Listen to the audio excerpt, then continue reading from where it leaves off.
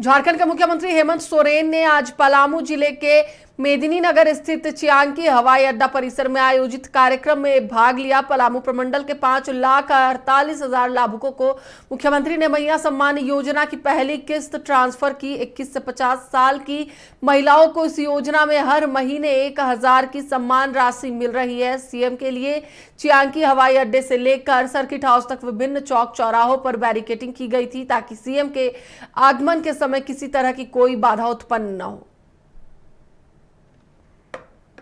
यहाँ पर उपस्थित महिलाओं का जो सैलाब है वही इस बात को बताने के लिए काफ़ी है कि आदरणीय मुख्यमंत्री जी के इस विजन का क्या फ़ायदा धरातल पर पहुँच रहा है।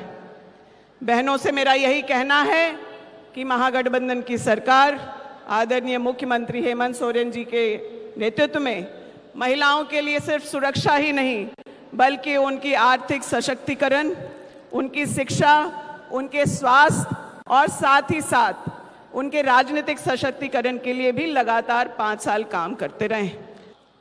कि 2019 के पहले भी सरकारें थी,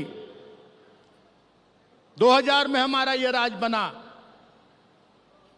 लेकिन विडंबना है कि 2019 के पहले कोई भी सरकार रही हो, 13-14 महीने माननीय हेमंत सोरेन जी भी मुख्यमंत्री रहे, कुछ महीने विश्वगुरु शिबू सोरेन जी भी मुख्यमंत्री रहे। कुछ योजनाएं ऐसी हैं जिसको हम याद कर सकते हैं। जब गुरुजी ने पहली बार शपथ ली थी तो उनका निर्देश था कि हर एक गांव में चापाकल, हर एक टोला में चापाकल लगना चाहिए और नमक उन्होंने मुफ्त करने की घोषणा की थी। एक बहुत ही महत्वपूर्ण योजना जिसको लेकर आज माननीय मुख्यमंत्री आपके बीच आए हैं वह है मैया सम्मान योजना। 21 से 50 वर्ष के महिलाओं को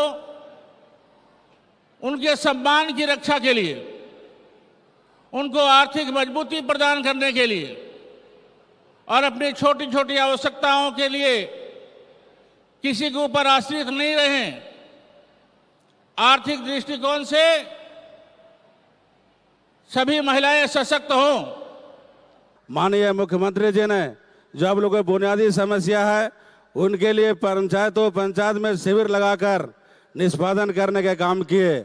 आज लगातार कोविड-19 ठीक होते हैं 3 वर्षों में, चाहे सरकारी नियुक्तियां हो चाहे गैर सरकारी नियुक्तियां हो, सरकार का नियंत्रण कार्य तेजी गति से अभी भी। और कई बूढ़ा बुजुर्ग लोग दलाल के चक्कर में 5-10 हजार टका 200 टका दे करके ठगा जा रहा था। उन लोग का पेंशन का कार्ड भी नहीं बनता था।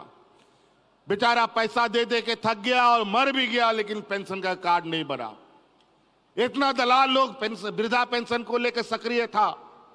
हमने कानून बना दिया कि इस राज्य में कोई बूढ़ा बुजुर्ग लोग पेंशन के लिए नहीं इधर उधर भटकेगा, सब बूढ़ा को पेंशन देंगे।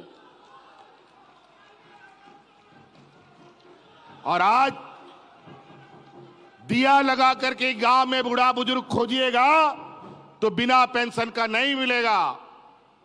और आजकल बुजुर्ग लोग अपना पेंशन का दिन याद करता है, मेरा उम्र कब पूरा होगा, पेंशन अपने आप बन जाए। जो लकीर खींची है ये 20 वर्ष में क्या 50 वर्ष में भी खींच नहीं सकते। हमारे विपक्ष के लोग आए दिन षड्यंत्र रचते हैं।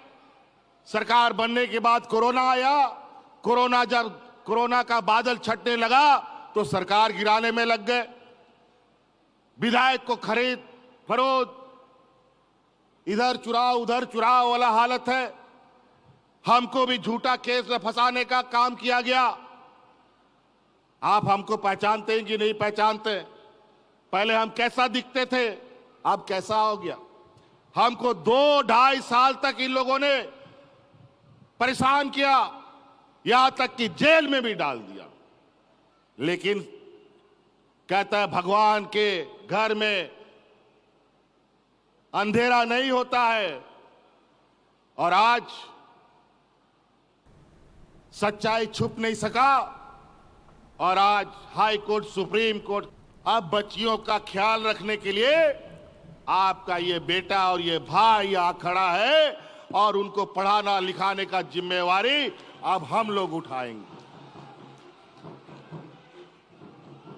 और इसीलिए पहले कदम में हम लोगों ने सावित्रीबाई फूले के माध्यम से इस राज्य की लगभग 9 लाख बच्चियों को जोड़ा है।